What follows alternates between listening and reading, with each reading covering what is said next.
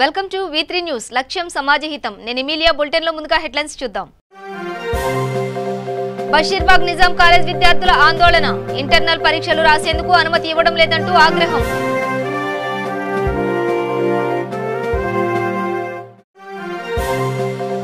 మేడ్చల్ జిల్లా కూకట్పల్లి KPHB భారీ అగ్ని ప్రమాదం. సుమారు 50 లక్షల రూపాయల మేర ఆస్తి నష్టం.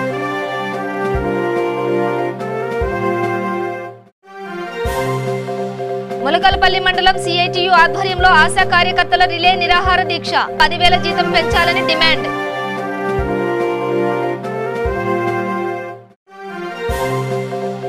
రామగుండం ట్రాఫిక్ పోలీసులు వినూత్న కార్యక్రమానికి ప్రజల నుండి విశేష స్పందన. DCP ఆదేశాల మేరకు మరో వారం రోజులు పొడిగింపు. ఇక డీటెయిల్స్ చూస్తే హైదరాబాద్ బషీర్బాగ్ లోని నిజాం కాలేజీలో విద్యార్థులు అటెండెన్స్ తక్కువ ఉన్నందువలన ఇంటర్నల్ పరీక్షలు రాసేందుకు principal professor Lakshmikant Rathod college విద్యార్థులకు అనుమతి ఇవ్వకపోవడంతో రోడ్డుపై బైఠాయించి ధర్నా నిర్వహించారు.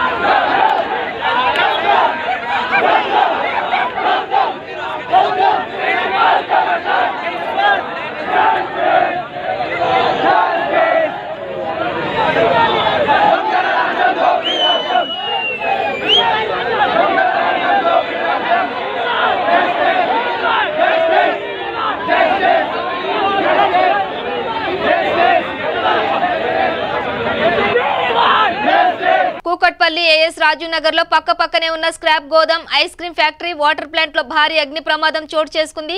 స్థానికుల సమాచారం మేరకు సంఘటన స్థలానికి చేరుకుని మంటలను ఆర్పివేసిన అగ్నిమాపక సిబ్బంది. లక్షల విలువైన సామాగ్రి నష్టపోయినట్లు యజమానులు ఆవేదన వ్యక్తం చేస్తున్నారు. పక్కనే ఉన్న అపార్ట్మెంట్ లో పలు రూములు సైతం అగ్ని ప్రమాదానికి గురై అపార్ట్మెంట్ వాసులు నిర్వాసితులయ్యారు. స్క్రాప్ షాప్, వాటర్ ప్లాంట్ యజమానులు ఇదివరకే ల్యాండ్ పరంగా గొడవలు జరిగేవని దానిని దృష్టిలో పెట్టుకుని ఈ అగ్ని ప్రమాదం చేసినట్లు వాటర్ ప్లాంట్ యజమాని రమేష్ బాబు ఆరోపిస్తున్నారు. సుమారు 50 లక్షల రూపాయల మేర ఆస్తి నష్టం వాటిల్లిందని తెలిపారు. మేము ఇక్కడ బిజినెస్ చేస్తూ ఉన్నాము. Ice cream and water plant మాకు ఇక్కడ ఉంది. ప్రజల గురించి మేము 5 రూపాయలకే క్యాన్ ఇస్తా ఉన్నాము. ఇక్కడ అందరికీ ప్రజల గురించి మేము చేస్తా ఉన్నాము, పెట్టుకున్నాము. అందు కారణంగా రాత్రి మేము ఫైర్ అయిందండి. మేము మా వాచ్మెన్ 10 గంటలకి అలాగా నాకు ఫోన్ చేసి ఇక్కడ ఏదో జరుగుతుందని కంప్లైంట్ ఇచ్చినాడు. మేము వచ్చి చూసే తల్లికి మా పక్కన ఉన్నాడు రాజు అనే అతను విషయాలను రాజు గారి వాళ్ళ అబ్బాయి విషయాలు ముందు సేవిస్తూ మనకు కనిపిస్తే మేము ఒక 10 నిమిషాలు అలా ఉండి చూసి తాగి వెళ్ళిపోతారులే అని మేము వెళ్ళిపోయాము. మళ్ళీ ఒక 10:30 టైంలో మళ్ళీ వచ్చాము. మళ్ళీ వచ్చేదానికి వాళ్ళు బయటకు వచ్చారు. బయటకు వచ్చి షటర్ వేసి వెళ్ళిపోతారులే అని మేము వెళ్ళిపోయి మేము కొనుక్కునే తల్లికి అర్ధరాత్రి 2 గంటల సమయంలో కరెంట్ పోయిందని మా వాచ్మెన్ నాకు ఫోన్ చేసినాడు. సౌండ్లు వస్తున్నాయి సార్, కరెంట్ పోయిందని ఇచ్చినాడు. నేను బయటకు వచ్చేసాయి, నువ్వు వస్తే నేనని ఇమీడియట్ గా నేను బయటకు వచ్చాను. బయటకు వచ్చి చూసేసరికి ఈలోపు విశాల్ అనే అతను వాళ్ళ షటర్ దించేసుకొని తాళం వేసుకొని పరిగెత్తా ఉన్నాడు. పరిగెత్తుని మేము పట్టుకోగలనే వచ్చితే ఏమో నాకు తెలియదు, ఎందుకు ఫైర్ అయిందో తెలియదు, నాకు తెలియదు అంటూ తప్పించుకుంటూ జరిగింది. నేను ఇమీడియట్ గా పోలీస్ స్టేషన్ కి, ఫైర్ స్టేషన్ కి ఫోన్ చేసేసి వాటర్ ట్యాంక్స్ తెప్పించేసి ఫైర్ ఇంజిన్ వచ్చి మంటలో అదుపులో తీసుకొచ్చాను. మాది అంతా కోల్డ్ స్టోరేజ్ ఇదంతా చాలా నష్టం జరిగింది. సుమారు ఒక 40 to 50 lakhs దాకా మాకు జరిగింది నష్టం. వాళ్ళకి కొన్ని గొడవలు ఉన్నాయి. మా దాని పక్కన వాళ్ళ బ్రదర్ స్థలం, అది 400 గజాలు. వాళ్ళ బ్రదర్ స్థలంలో ఖాళీ చేయకపోక మాది కూడా మేము 200 గజాలు పక్కన కొనుక్కున్నాము. అది కూడా ఖాళీ చేయమన్నామని గొడవలు పెట్టామని, ఖాళీ చేయమన్నామని ఆ కక్ష పూర్తితో మాకు కోల్డ్ స్టోరేజ్ తగలు పెట్టమైంది. నీ పేరు? నా పేరు గోపాల్ అండి. ఏం చేస్తాను? మామూలుగా సంబంధం చేసుకునే వాళ్ళు అండి. ఇక్కడ ఏం చేస్తున్నా? వాటర్ ప్లాంట్ వాచ్మెన్ కింద ఉన్నాను. అలా ఏం జరిగింది? ఒంటికండి పాతపు 2 సప్పుడు కింద అనిపించిందండి. సప్పుడు కింద అనిపిస్తే ఏంటని మా మేడం గారికి ఎలా ఉందని నేను చేశానండి. ఫోన్ చేస్తే తర్వాత ఫోన్ చేశాను. ఫైర్ ఇంజిన్లని తీసుకుని తెచ్చాను. మంటలు అవి ఆరిపోయాడు. ఏ టైంలో అయింది? 2 గంటలకి. ఎట్లా జరిగింది అనుకుంటా? ఎలా జరిగిందంటే అది మేము ఇంట్లో ఉంటున్నాం కదండి. లోన అవి ఎలా వచ్చినాయి మంటలు. ఇక్కడ ఏమేమి ఉంటాయి? ఐస్ క్రీమ్స్ అండి, వాటర్ ప్లాంట్ అండి, ఐస్ క్రీమ్స్, వాటర్ ఉంటాయి. భద్రాద్రి కొత్తగూడెం జిల్లా మొలకలపల్లి మండలంలో Telangana voluntary community health workers ASHA union ఆదేశాల మేరకు సిఐటియు ఆధ్వర్యంలో ఆశా కార్యకర్తలు మండల కార్యాలయం ముందు రిలే నిరాహార దీక్ష చేపట్టారు. ఈ కార్యక్రమంలో మండల సిఐటియు అధ్యక్షులు రాంబాబు, ఆశా కార్యకర్తలు మాట్లాడుతూ, మేము ఇంతకు ముందు నిరాహార దీక్ష చేసినప్పుడు టీఆర్ఎస్ ప్రభుత్వం వారు మాకు 7,500 రూపాయలు మాకు జీతాలుగా ప్రకటించి ఇప్పుడు అవి ఇవ్వకుండా ప్రభుత్వం మోసం చేసిందని అన్నారు. కనీస వేతనం 10,000 చేసే వరకు దీక్ష కొనసాగుతూనే ఉంటుందని, ఈసారి అయినా తెలంగాణ ప్రభుత్వం మాకు న్యాయం చేయాలని అన్నారు. ఛానల్ వాళ్ళకి నమస్కారం అండి. మేము ఆశాలము, మా సమస్యల గురించి మేము పోరాటాలు చేస్తూనే ఉన్నాము. 106 రోజులు గత 106 రోజులు చేశాము. ఆ చేసిన దాట్లలో మన టీఆర్ఎస్ ప్రభుత్వము మమ్మల్ని పిలిపించి 7,500 రూపాయలు ఫిక్స్డ్ జీతం అనేసి ప్రకటన చేయడం జరిగింది. దాంట్లో భాగంగా మేము ఆ టీఆర్ఎస్ ప్రభుత్వం చెప్పిన మాటలు విని మేము మోసపోయామండి. దాంట్లలో ఇప్పుడు మాకు వచ్చే పారితోషికము, మా పనిని బట్టి పారితోషికము ఇవ్వడం జరుగుతుంది. దాంట్లో వచ్చేసి ఆ పారితోషికంలో మాకు వచ్చేసి 2,500 నుండి 3,000 వరకు ఒక్కొక్క ఆశాకి రావడం జరుగుతుంది. అది పారితోషికమే కానీ ఫిక్స్డ్ జీతం అయితే ఇవ్వట్లేదు. ఆ 7,500 రూపాయలు ఇవ్వట్లేదు. దాంట్లో మేము డిమాండ్ చేసేది ఏంటంటే పక్క రాష్ట్రంలో 10,000 రూపాయలు ఇస్తున్నారు. అలాగే మాకు కూడా ఫిక్స్డ్ గా 10,000 రూపాయలు జీతంగా ఇవ్వాలనేసి మేము ఆశాలమందరము కోరుకునేది అదే. మేము ఈ రిలే దీక్షలు మా కమిటీ తరపున మాకు పిలుపునిచ్చిన సిఐ2 తరపున మేము ఎన్ని రోజులు రిలే దీక్షలు కొనసాగాలని కమిటీ చెప్తే అన్ని రోజులు కొనసాగడం జరుగుతుంది. అది మేము ఆ 10,000 రూపాయలు ఫిక్స్డ్ చేసేంత వరకు ఈ రిలే దీక్షలు చేయడం జరుగుతుంది. దానికోసం మేము చేసేది ఏంటంటే పారితోషికము వద్దు, మాకు ఫిక్స్డ్ జీతమే కావాలనేసి చేయడం జరుగుతుంది. ఇవాళకి ఇది 2వ రోజు నడుస్తుంది మా రిలే దీక్షలు. అనేక పనులు చేస్తున్నాము. ఈ ప్రభుత్వం మమ్మల్ని గుర్తించి 10,000 రూపాయలు చేయాలని కోరుకుంటున్నాం. ఛానల్ వారికి నమస్కారం. ఈ ఆశా కార్యకర్తల సమస్యల మీద ప్రజల్లోకి తీసుకొచ్చే విధానం మాకు ఆశించవలసిన విషయం. వాస్తవానికి ఆశా కార్యకర్తలు గతంలో 106 రోజులు సమ్మె చేశారు. దాంట్లో భాగంగా ఆశా కార్యకర్తల్ని ఇప్పుడున్న టీఆర్ఎస్ ప్రభుత్వం పిలిపించి మీకు ఫిక్స్డ్ జీతం లాగా 7,500 మీకు ఇస్తాం అని చెప్పి మాయమాటలు, కళ్ళు కబుర్లు చెప్పి ప్రభుత్వం అన్ని వాళ్ళని పనులు కొనసాగింపజేసి ఇవాళ పారితోషిక రూపంలో ఒక్కొక్కరికి 3,500 రూపాయల నుంచి 2,500 రూపాయలు వచ్చే పరిస్థితి తీసుకొచ్చారు. ఇంతకుముందు ఆశా కార్యకర్తలు పారితోషికాలు ఇచ్చి చేస్తే ఖచ్చితంగా 4 పనుల వరకే ఉపయోగించేవాళ్ళు. ఇవాళ కనీసం 100 పనులు గ్రామ పంచాయతీ కాంచి మొదలుపెట్టి పారిశుద్ధ్యం కాంచి మొదలుపెట్టి అనేక రకాల పనులు చేయిస్తున్నారు. ఒక్క పనికి కూడా పారితోషిక రూపంలో వాళ్ళకి ఇన్సెంట్ రూపంలో కలిపి ఇవ్వటాలేదు. ఇచ్చే 4 రకాలే. ఆ 4 రకాలు ఈ 1000 మంది పాపులేషన్లో కనీసం వాళ్ళకి వాటి రూపంలో తీసుకున్నసరికి 2,500 నుంచి 3,000 రూపాయలే పడుతున్నాయి. వెట్టి చాకిరీ చేయించుకుంటుంది ఈ ప్రభుత్వం. పక్క రాష్ట్రం ఆంధ్రం కొత్తగా ఏర్పడిన ఆంధ్ర రాష్ట్రంలో జగన్ సీఎంగా 10,000 రూపాయలు ప్రకటించడం జరిగింది. అక్కడ హర్షించదగిన ఆశా కార్యకర్తలు ఆనందపడ్డారు. అదేవిధంగా తెలంగాణ ప్రభుత్వం 6 సంవత్సరాలు ఏర్పడ్డ వెట్టి చాకిరీకే లోనవుతున్నారు తప్ప కనీస వేతనం 18,000 రావాలని మేము డిమాండ్ చేస్తున్నాం. సిఐటిగా కనీసం 10,000 రూపాయలు ఇచ్చే పరిస్థితి కూడా లేదు.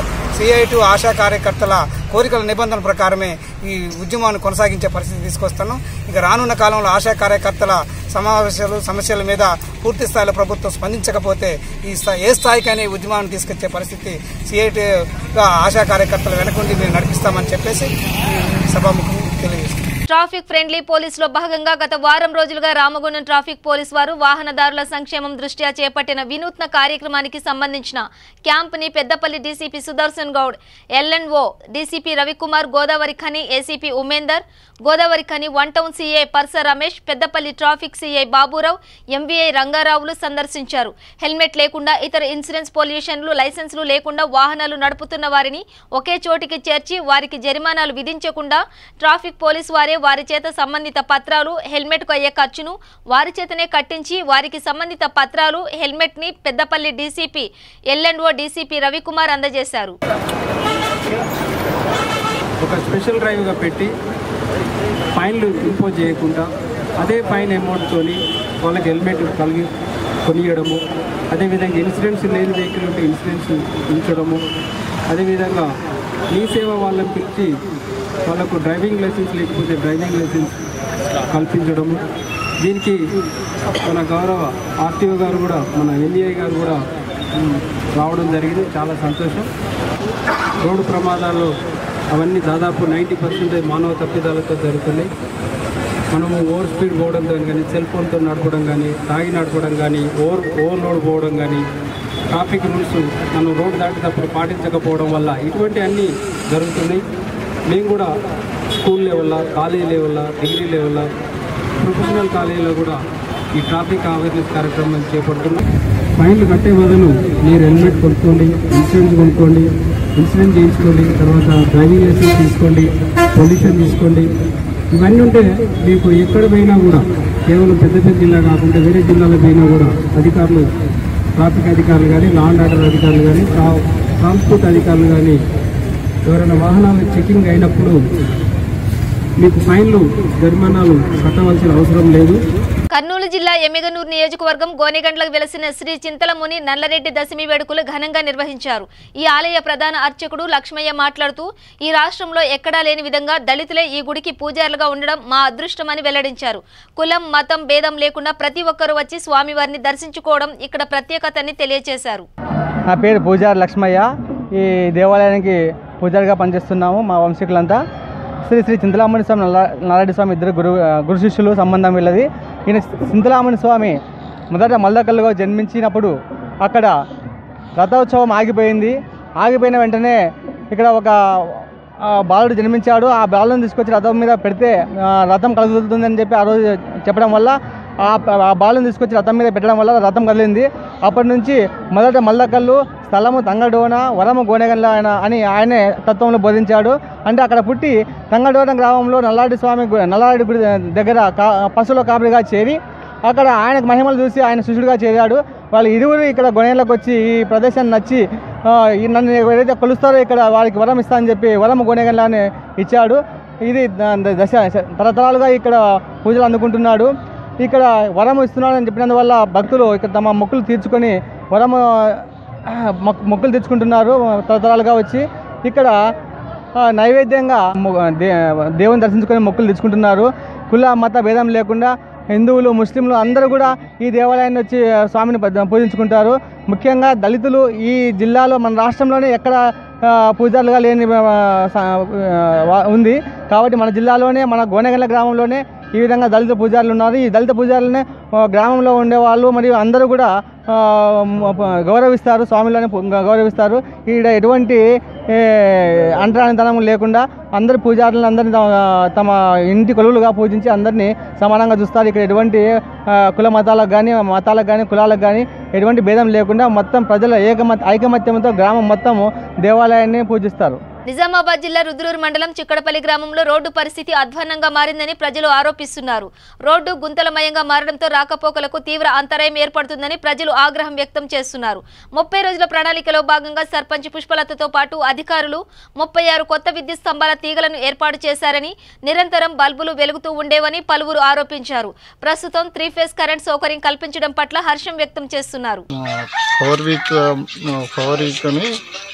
ప్రోగ్రామ్ అండి ఇది. అయితే దీంట్లో మరి డ్యామేజ్ పోల్లు కూడా 36 పోల్స్, అంటే 36 పోల్స్ అవి కూడా మేము రెక్టిఫై చేయడానికి సిద్ధంగా ఉన్నాము.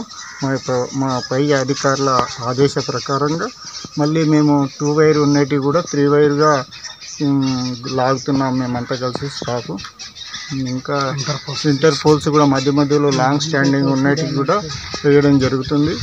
మెదక్ జిల్లాలోని టెక్మల్ మండలం తెలంగాణ ప్రభుత్వం చేపట్టిన 30 రోజుల ప్రణాళికలో భాగంగా వేల్పుగొండ సర్పంచ్ బోయిని నారాయణ బొల్లికుంట తాండాలో సమస్యలను తెలుసుకుని తదనంతరం శ్రమదాన కార్యక్రమం నిర్వహించారు.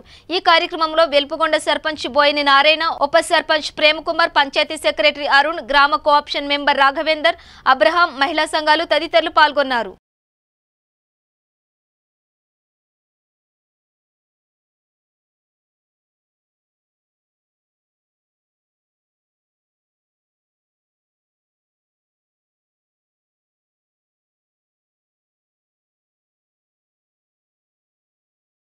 నాగర్ కర్నూలు జిల్లాలోని చారకొండ మండలంలోని ఎంఆర్ఓ ఆఫీస్ ముందు ఆశా వర్కర్లు రిలే నిరాహార దీక్ష చేపట్టారు. తమకు గత 6 నెలల నుండి జీతాలు ఇవ్వడం లేదని మరియు వారికి కనీస వేతనం 18,000 ఇవ్వాలని మరియు ప్రభుత్వం గౌరవం కల్పించాలని సిఐటియు బాలస్వామి విద్యారాణి ఆధ్వర్యంలో మండల కేంద్రం వద్ద దీక్షకు దిగారు. ఆధారపడకుండా మేము ఈ జీతం మీదనే ఆధారపడి ఉన్నాము. కనీసం ధర్నాలు చేయాలన్న ఛార్జీ కూడా మా దగ్గర పైసలు లేకుండా అయినాయి. ఈ 6 నెలల నుంచి జీతాలు లేకపోతే ఏ కుటుంబం పిల్లలకి స్కూళ్ళకి అంటే ఏదన్నా ఇల్లు అయినప్పుడు సంసారం అయినప్పుడు మాకు కూడా పైసలతోటి సాలితోటి అవసరమే ఉంటుంది. మమ్మల్ని అర్థం చేసుకొని మా 6 నెలల జీతాలు వేయట్లేదు. అవతల ఇతల ఏమైందమ్మా మీకు ఒకదానికి అప్పు పోదాం అన్నా కానీ మీకే 6-7 వేల జీతం వస్తుంది, మీకేంటికమ్మా అప్పులని మమ్మల్ని ఎచ్చిడి పెడుతుండ్రు. మేము ఇంకా వాళ్ళతోటి నోళ్ళు మూసుకొని పనులు చెప్తుండ్రు. ఏ పని అయినా ఆశా వర్కర్లేదు, పని కావట్లేదు. ఒక డెలివరీ అమ్మని నైట్ ఒకరే వస్తవా రావా అని తీసుకొని మమ్మల్ని బెడ్ లేదు నాగర్ కర్నూలు కోరి మహబూబ్నగర్ కోరి అని అక్కడ పట్టించుకోకుండా అక్కడ పంపిస్తుండ్రు. ఏమన్నా ఎన్ని కష్టాలు పడన్నా గవర్నమెంట్ హాస్పిటల్ మేము కాన్పులు చేపిస్తేనేమో సంతకం నీకు ఇప్పుడే పెట్టాలన్నా అమ్మ కొద్దిగా ఆగరాదు రేపు రాపోరాదని అట్లా తీసేస్తున్నారు. మమ్మల్ని ఏడైనా పని చేయించుకుంటారు కానీ లాస్ట్కి వచ్చి కరగాలి మమ్మల్ని తీసేస్తుండ్రు. మమ్మల్ని ఒక ఎత్తులో మేము ఉన్నాము పని చేస్తున్నామని మలుస్తూనే ఉంటాం. ఎవరు వచ్చి అందరు బెదిరించడమే మమ్మల్ని కానీ ఎవరైనా మమ్మల్ని గవర్నమెంట్ మడిచి మనకు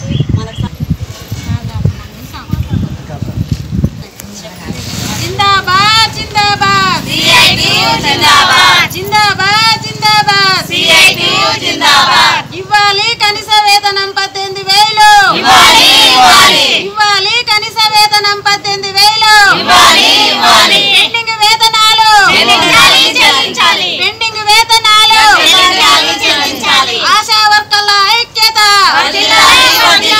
ఆశా వర్కర్ల ఐక్యత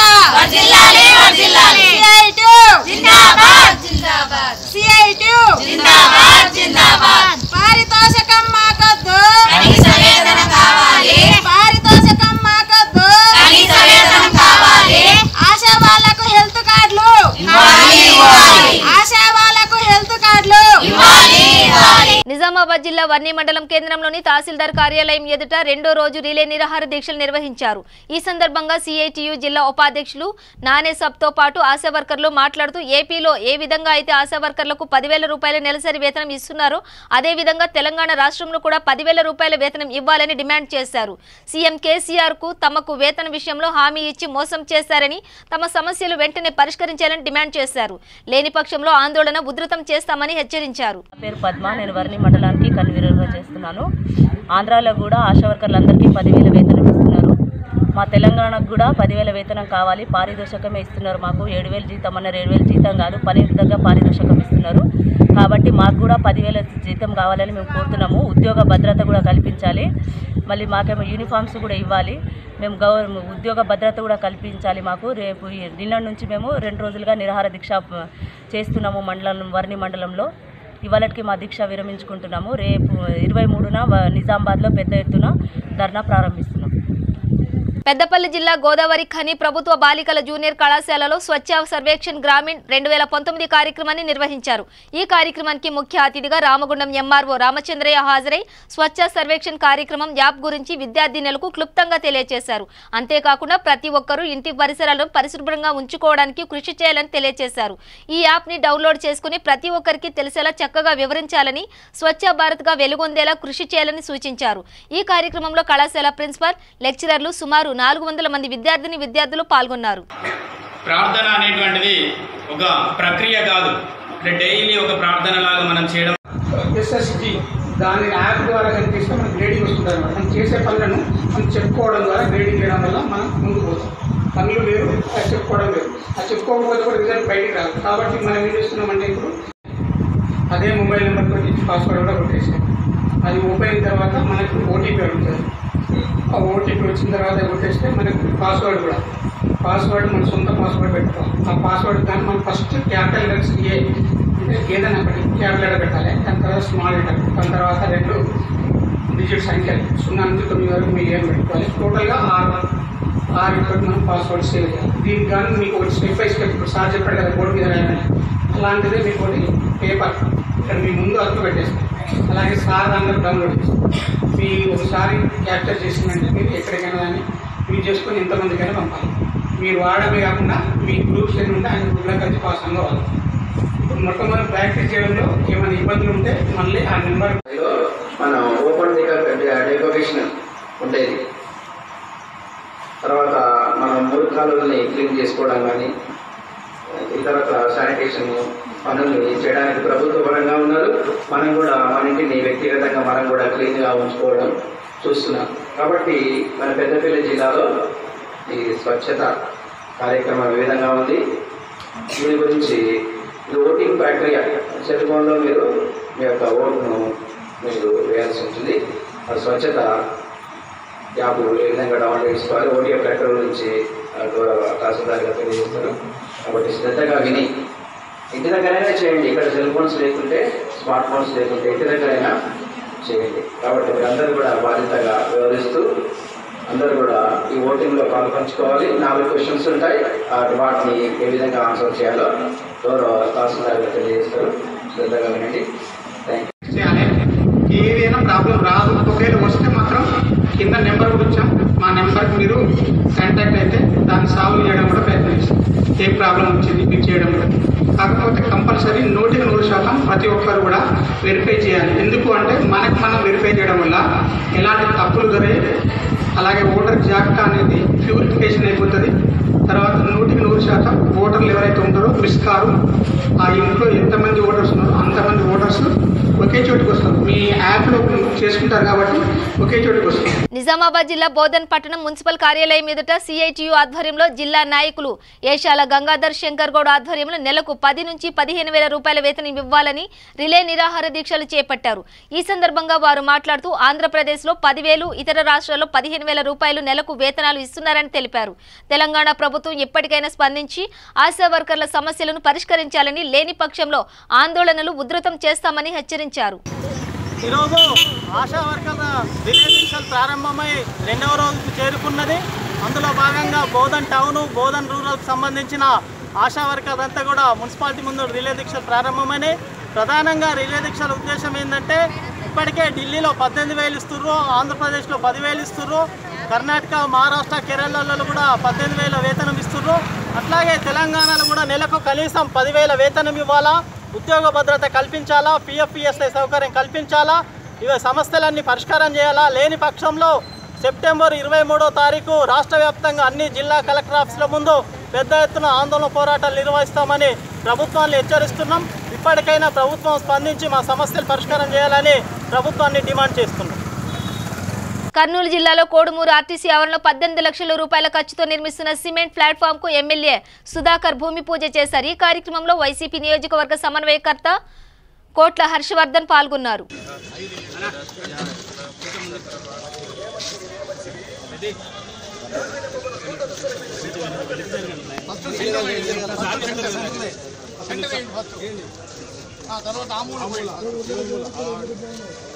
ఆ మూల కోటి, ఈ మూల కోటి, ఈ మూల కోటి.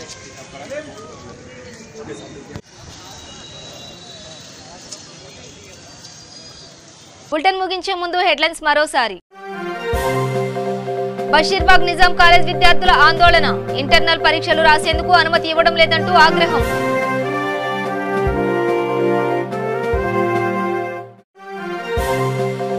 మేడ్చల్ జిల్లా కూకట్పల్లి కేపీహెచ్బి భారీ అగ్ని ప్రమాదం, సుమారు 50 లక్షల రూపాయల మేర ఆస్తి నష్టం.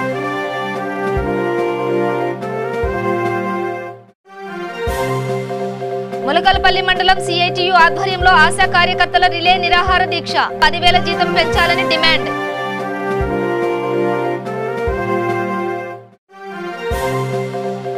రామగుండం ట్రాఫిక్ పోలీసులు వినూత్న కార్యక్రమానికి ప్రజల నుండి విశేష స్పందన, డీసీపీ ఆదేశాల మేరకు మరో వారం రోజులు పొడిగింపు. ఇవి బులెటిన్ విశేషాలు. చూస్తూనే ఉండండి V3 న్యూస్, లక్ష్యం సమాజహితం.